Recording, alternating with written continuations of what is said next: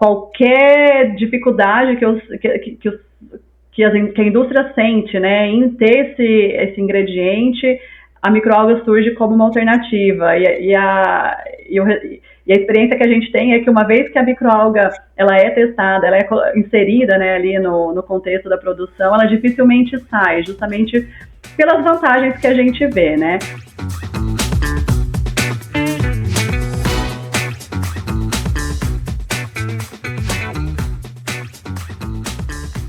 Analisando os dados do canal, percebemos que cerca de 86% de vocês que assistem aos nossos episódios com frequência ainda não estão inscritos. A sua inscrição é muito importante. Ela ajuda o canal a crescer e permite que a gente continue produzindo episódios cada vez mais relevantes e interessantes para você. Então, se você gosta do nosso conteúdo, inscreva-se agora no canal. Isso faz uma grande diferença para o nosso trabalho. Muito obrigado pelo apoio e um ótimo episódio. Olá, pessoal, sejam bem-vindos a mais um episódio do Pet Food Podcast. Eu sou Ricardo Souza Vasconcelos e serei o host de hoje nesse episódio. E nós vamos falar sobre ácidos graxos ômegas 3 para pets, que já tivemos a conversa com a Camila esses dias, mas hoje vai ser com outro enfoque, né, voltado para as fontes alimentares, processo produtivo e desafios aí em termos de sustentabilidade na produção aí desses ácidos graxos. E para tratar desse tema tão relevante aí na área de nutrição, eu tenho o prazer de estar aqui com a zootecnista Eliette Zaparoli Ramos Pinheiro, né? Ela é graduada em zootecnia pela Unesp de Jaboticabal e tem MBA pela FGV em Marketing e Vendas. A Eliette iniciou sua trajetória profissional na área comercial de equipamentos de ordenha para vacas de leite, né, onde ela trabalhou aí por 6 anos, e em 2018 ela iniciou na área de vendas de ingredientes para ração animal. E foi aí que ela teve a oportunidade de ingressar, né, em contato com o mercado pet food, tá? Entendendo um pouco mais aí sobre os desafios e as necessidades aí desse nosso mercado. E atualmente ela é gerente comercial em nutrição animal na Corbion Latinoamérica. Então, sobre esse tema, né, que faz parte hoje em dia aí da rotina da Eliette, né, então a gente convidou ela justamente para falar com a gente aí sobre não só a produção, mas sobre a utilização aí de ácidos graxos ômegas 3 aí para pet. Eliette, seja muito bem-vinda, tá, no nosso Muito obrigada. Episódio. E para a gente começar a nossa conversa aí, conta um pouco para a gente, né, sobre a Corbion, né, e também o seu trabalho, o que você tem feito aí ao longo desses anos aí na empresa.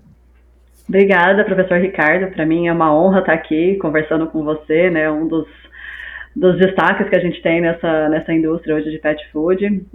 Eu agradeço pela oportunidade de vir aqui falar um pouquinho sobre esse tema, que realmente tem cada vez mais despertado curiosidade, né, do time aqui, de P&D, de desenvolvimento de produtos, né, e dos próprios consumidores, a gente vê bastante. Exato.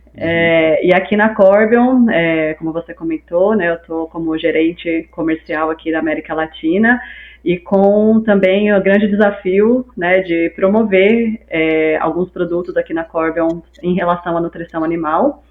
E o slogan, né, que a gente tem aqui na Corbion é preservar o que importa. E essa preservação tanto, né, dos alimentos, da preservação das rações, quanto do nosso planeta, né? Então, esse é o slogan que a gente tem, e é bem nessa direção que vai esse produto que a gente vai conversar um pouquinho hoje aqui, né, que é uma fonte de ômega 3, que é uma biomassa de microalga.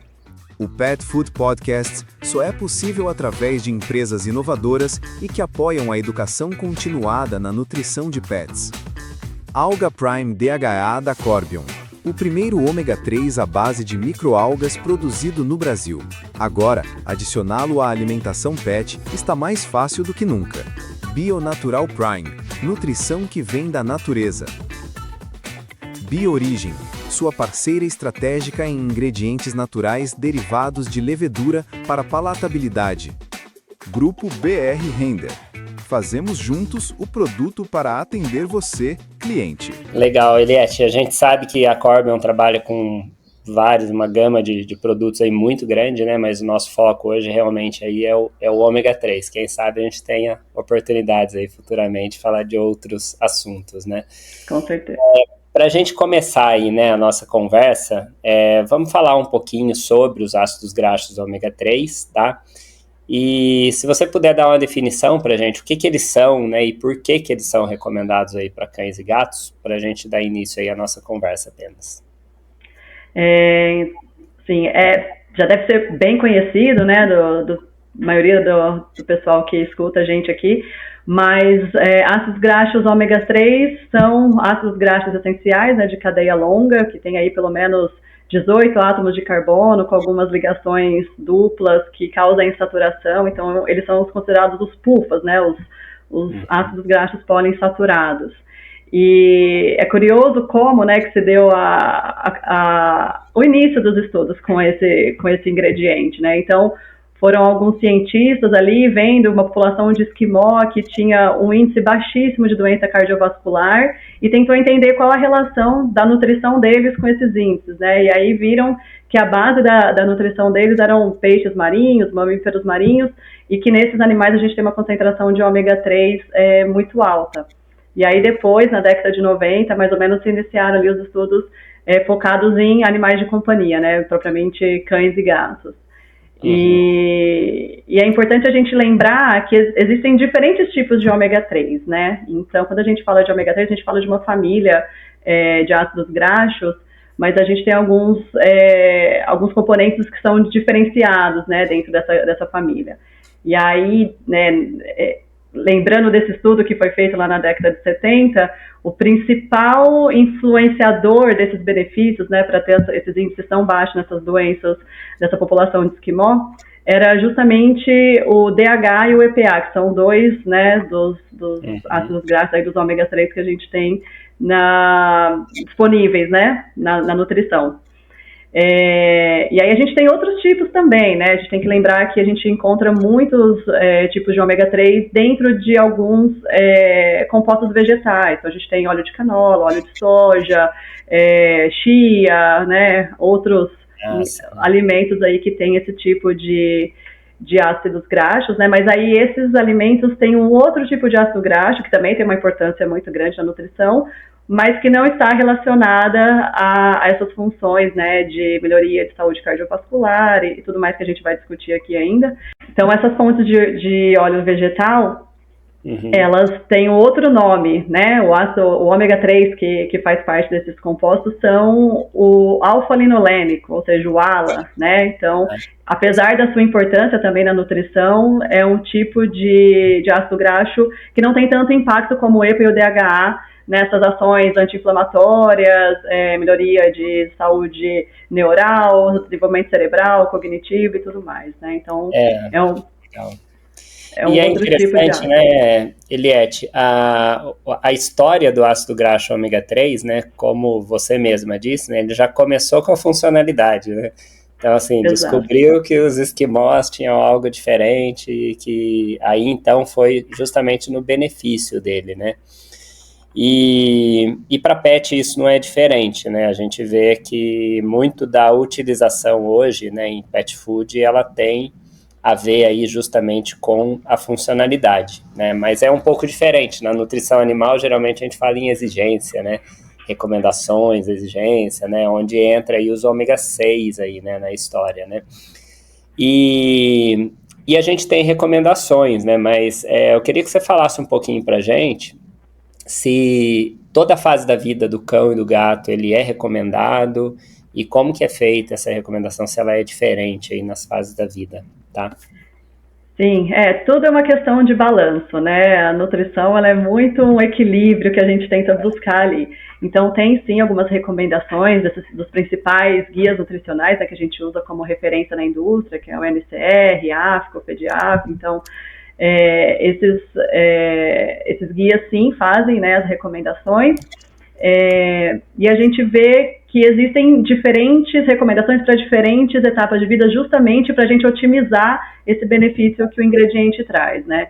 Então, ali para a fase de gestação, né, vamos começar na gestação, lactação e fase de filhotes, a gente tem uma recomendação mais alta desse ingrediente, né? Uma recomendação que justamente visa, né, tanto a recuperação ali da mãe, desses filhotes, quanto dos próprios filhotes, porque o EPA e o DHA têm uma função muito importante no desenvolvimento cerebral, cognitivo, aprendizado, e até legal a gente lembrar, tem um estudo que foi feito na Universidade da Flórida, com a inclusão de 3 níveis diferentes de DHA para filhotes, e aí separaram esses 3 grupos, né, um com baixa inclusão, média e alta inclusão, e depois colocaram esses filhotes em um desafio de labirinto, né, para eles resolverem ali, para conseguirem sair desse desafio. E o curioso foi que justamente o grupo que recebeu a dosagem maior, né, de concentração de DHA, no caso, foi o que conseguiu resolver esse desafio com maior facilidade. Então, isso mostra como esse ingrediente está realmente relacionado à aprendizagem, né, à cognição dos filhotes. Por isso que nessa fase a gente tem uma recomendação geralmente um pouquinho mais alta, né, do que as outras fases, mas tão importante quanto as outras fases também é manter, né, então após o momento que ele passa ali para a fase de adulto, a gente precisa fazer a manutenção, né, e a prevenção de algumas doenças, então é importante continuar a suplementação, e aí à medida que esses animais vão envelhecendo, torna-se de novo um pouco mais crítica, né, vamos dizer assim, essa suplementação, pela necessidade da manutenção das funções vitais, garantir, né, e prolongar a vida desses animais de uma forma, de um bem-estar, né, proporcionando um bem-estar e uma longevidade maior, porque é o que a gente deseja no final. Uhum. E esses componentes, né, eles podem ajudar muito em algumas prevenções de doenças cardíacas, renais, diabetes, artrite, artrose, que são geralmente essas doenças que vêm, né, que aparecem com maior frequência em idosos. Então, é importante, sim, e é recomendado também uma dosagem um pouquinho mais elevada aí nessa fase também de idosos, né? Então, a gente tem, sim, essas recomendações. Vá direto à fonte natural para aproveitar todos os benefícios do ômega 3 com o Alga Prime DHA. Produzido de forma sustentável através da fermentação de microalgas, o Alga Prime é melhor para o planeta, sem impacto nos oceanos e com baixa pegada de carbono.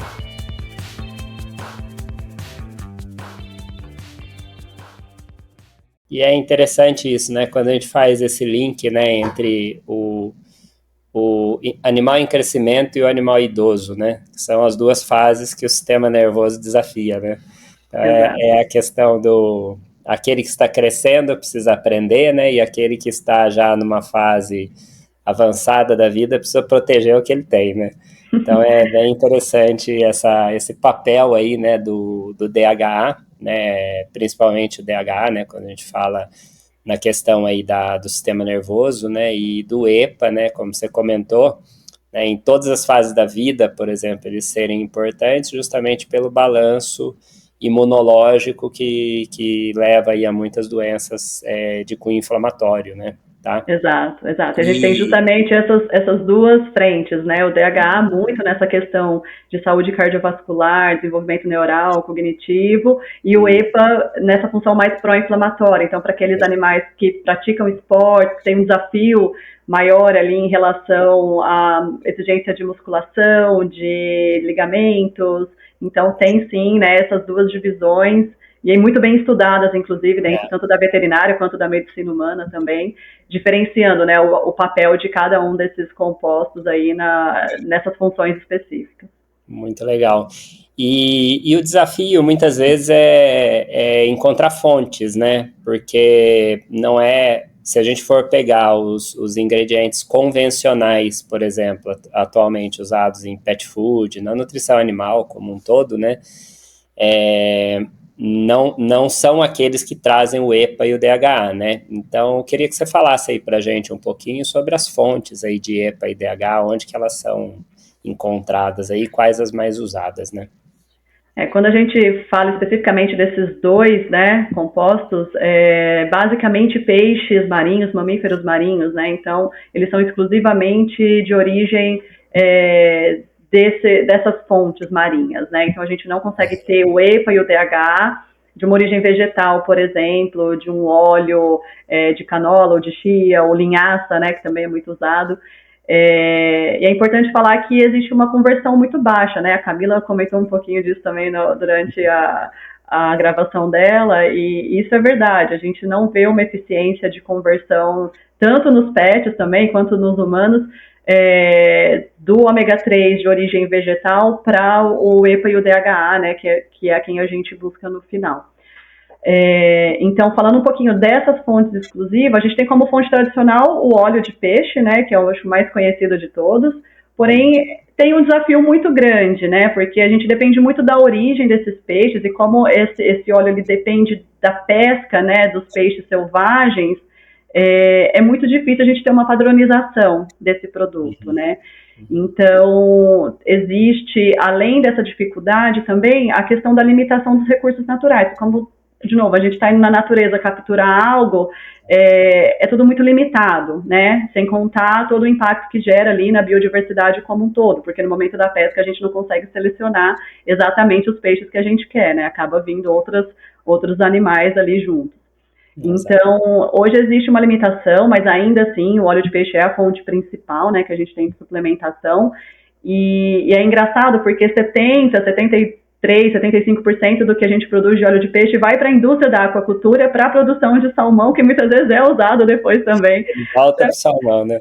Exatamente. Então, é uma cadeia que a gente usa o peixe para alimentar o peixe e para ter depois o subproduto do peixe. Exatamente. Então, E nesse sentido, a gente para pensar às vezes, né, que realmente a gente precisa buscar alternativas. E aí que entra, né, hoje essa variedade que a gente vê no mercado de biomassa de microalga. Que a microalga não deixa de ser, né, um micro-organismo considerado vegetal, então ele tem essa classificação, porém hoje ele é totalmente cultivado em laboratório, né? Ele é mais fácil, vamos falar, controlar ali a produção dele, né? E se a gente pensar na natureza, a microalga é a origem, né, de tudo isso, porque a microalga é o micro-organismo unicelular que tem a capacidade de capturar ali o carbono, né, como fonte de energia e transformar isso, converter dentro da sua célula em um óleo, né, em uma fonte de energia que, no caso dessa microalga específica, é o DHA. Então, ela que é a origem. Aí os peixes, ou plâncton, os peixes maiores se alimentam dessa microalga e conseguem depois ter também o acúmulo do ômega 3 nos seus tecidos.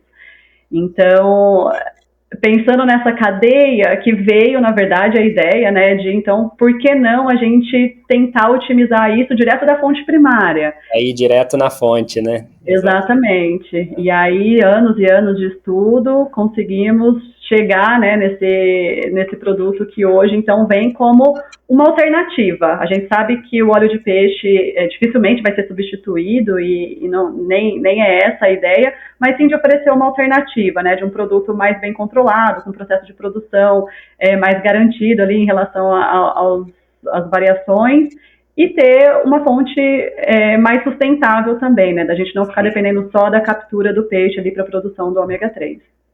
Você comentou um tema importante, né, de que o óleo de peixe dificilmente será substituído, né, mas o que a gente tem observado, né, principalmente aí nos últimos 15 anos, né, aqui no Brasil, falando, né, a gente vê que começou, né, com uso bem rudimentar, até mesmo produção, né, baixa aí de microalgas, né, e hoje a gente vê que o mercado, principalmente o mercado pet food, né, grande parte das indústrias utilizando microalgas, né?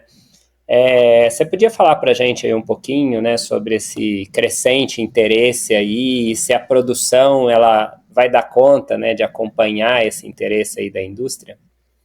Realmente tem sido um produto muito procurado, né, principalmente por conta de uma crise recente que a gente teve no mercado de óleo de peixe, no qual vários fatores impactam, né, nessa produção, por ser um produto dependente da produção natural ali nos oceanos. Então, qualquer dificuldade que a indústria sente, né, em ter esse ingrediente, a microalga surge como uma alternativa. E E a experiência que a gente tem é que uma vez que a microalga ela é testada, ela é inserida, né, ali no contexto da produção, ela dificilmente sai, justamente pelas vantagens que a gente vê, né?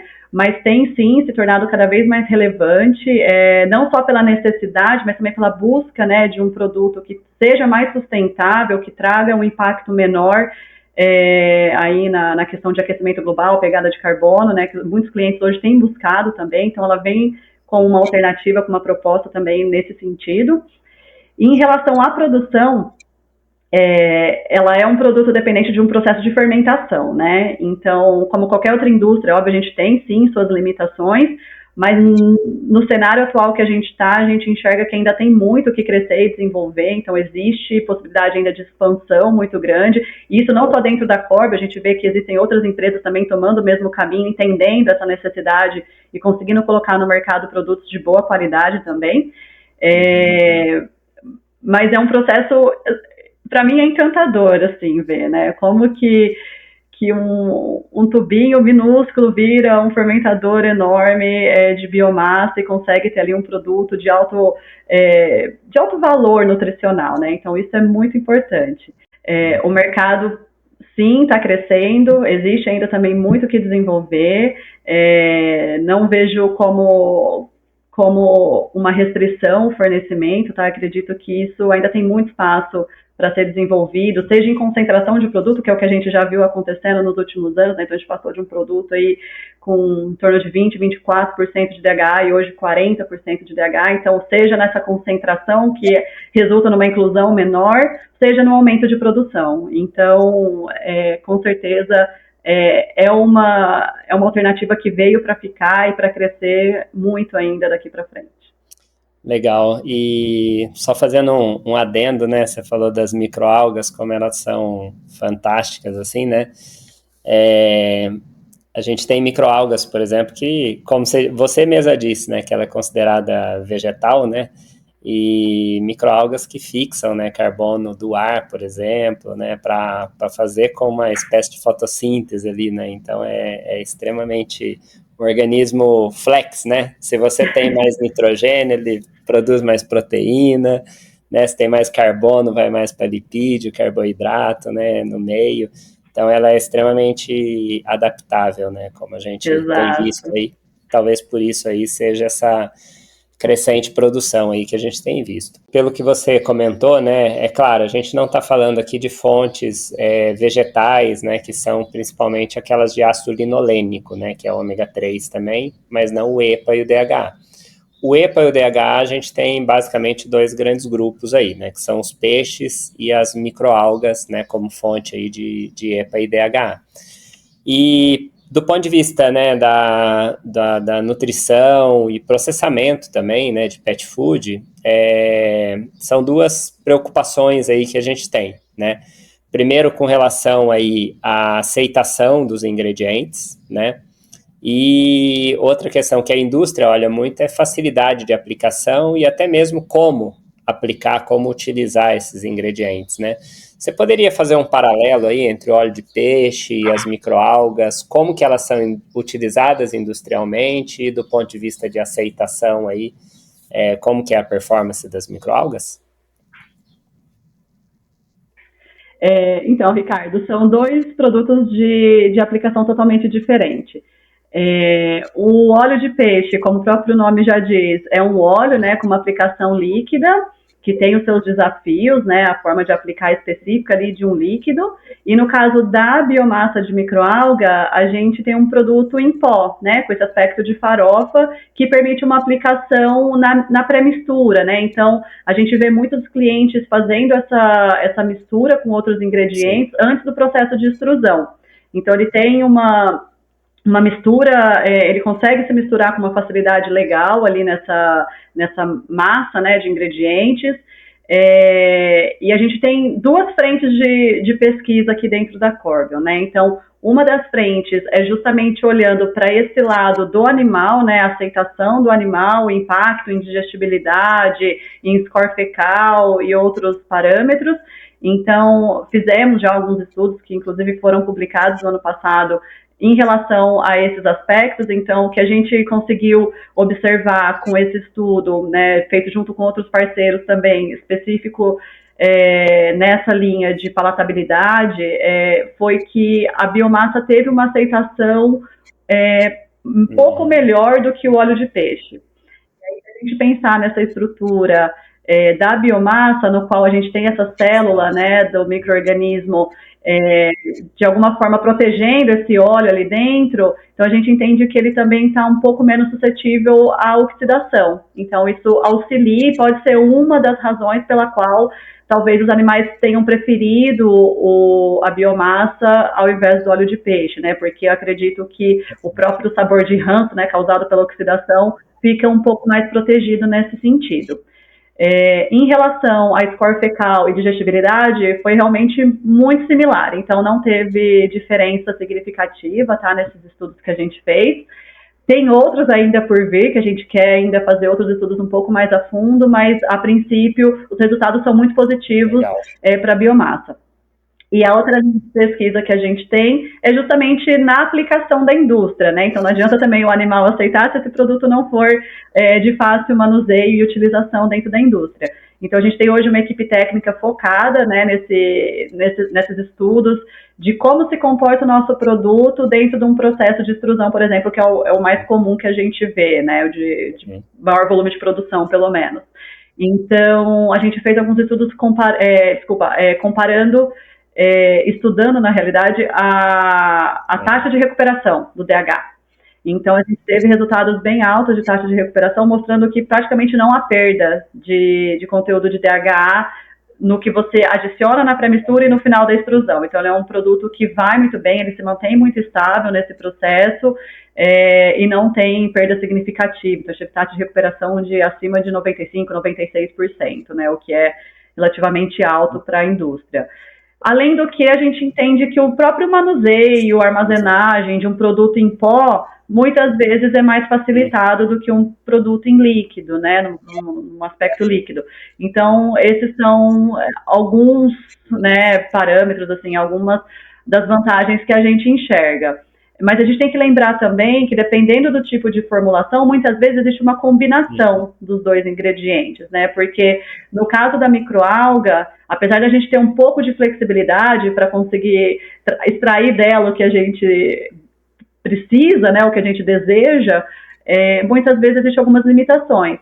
Então, dentro do produto que a gente tem hoje, ele é muito rico em DHA, mas a concentração de EPA dele ainda é muito baixa. Existem alguns projetos para a gente conseguir aumentar esses níveis, mas é um tanto desafiador nesse momento. Então, para uma dieta, talvez, que a gente tenha necessidade ali da inclusão do EPA também, então, muitas vezes a gente recomenda uma combinação, né? E como o nível de EPA no óleo de peixe geralmente é mais alto do que o DHA, o que a gente sugere é fazer a inclusão do DHA no nível desejado com a biomassa e depois utilizar o óleo de peixe para a suplementação do EPA, já que ele é mais rico em EPA do que em DHA. Então, esses produtos eles se combinam muito bem também, né?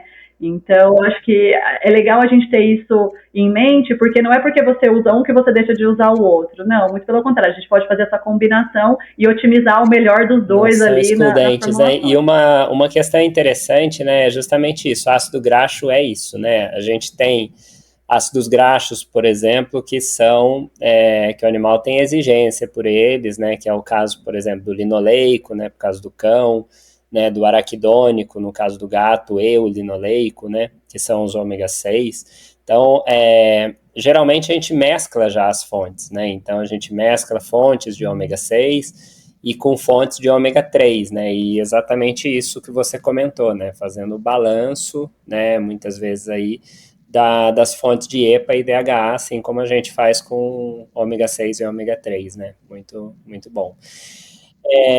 Bom, papo bom, exatamente. Passa rápido, né? Então, mas tem uma pergunta que eu acho que é uma questão importante hoje para o pet food, né?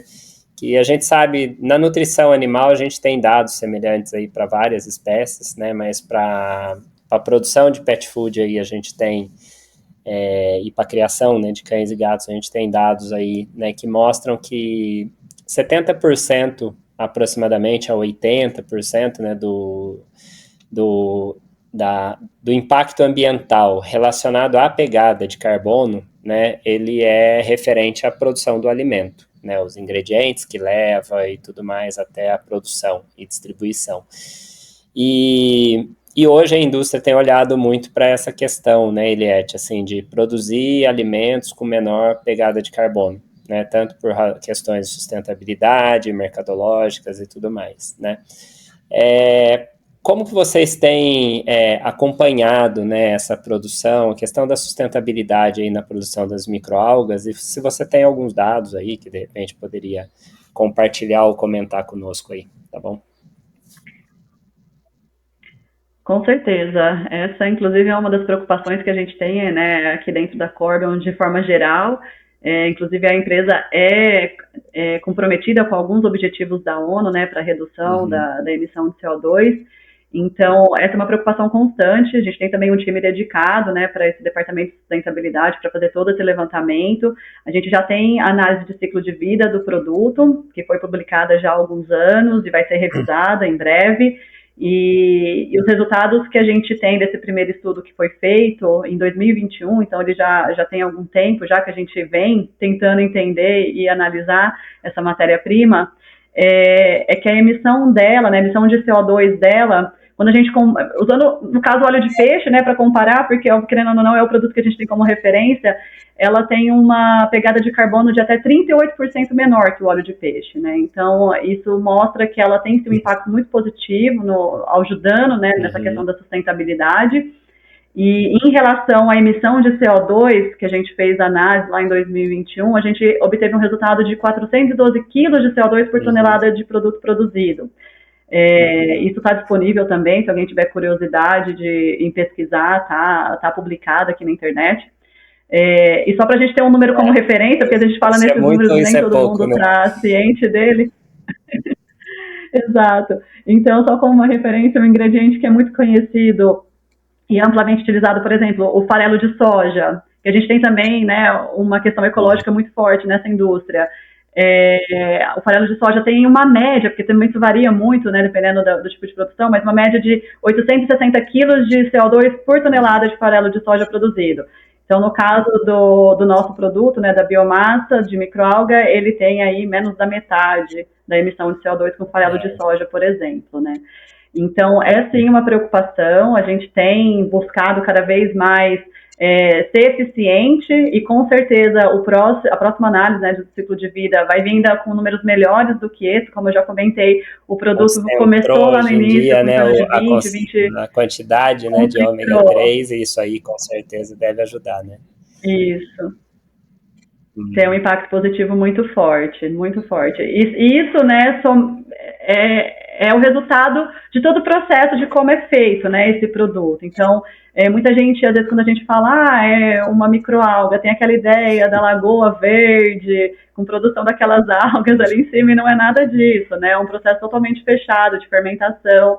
A nossa fábrica está anexa a uma usina de cana-de-açúcar, onde a gente tem algumas matérias-primas, como o próprio açúcar para fermentação, o bagaço que a gente queima, né, que é resíduo da indústria da usina, a gente queima para geração de energia, estamos totalmente conectado com linha de vapor, de energia elétrica, então a gente tem ali uma combinação de duas empresas que são independentes, mas que colaboram entre si para ter justamente a otimização aí desses processos, né, e o uso dos resíduos, que muitas vezes é difícil achar um descarte. E, por outro lado, a gente tem a facilidade do transporte, né? Então, a nossa principal matéria-prima, que é o açúcar, a gente tem um transporte através de esteiras para dentro da nossa fábrica. Então, isso também contribui muito para a gente reduzir essa pegada de carbono dos produtos que a gente tem ali na fábrica. Então, assim, é muito trabalho, foi muita tecnologia investida nesse processo. Não é fácil, não é um processo simples, né, de lidar, porque são realmente muitos parâmetros, são muitas variáveis, mas o resultado final é muito satisfatório. Por isso que teve tantos investimentos e cada vez mais a gente tenta trazer um produto mais otimizado para o mercado. Legal, e já fica o convite online aqui para um dia a gente conversar só a respeito desses desafios, né? Sustentabilidade dentro da indústria, né? é um relato de caso interessante aí da indústria, não só de vocês, mas outras que a gente sabe que tem tido esses desafios aí, né? Tá? Legal, Eliette. Agora eu vou realmente caminhar aí para a nossa última pergunta, né? Primeiramente, gostaria de agradecer muito pela sua contribuição, né? Em nome da empresa e para esse tema importante aí, que é a utilização de ômega 3, né? Em pet food.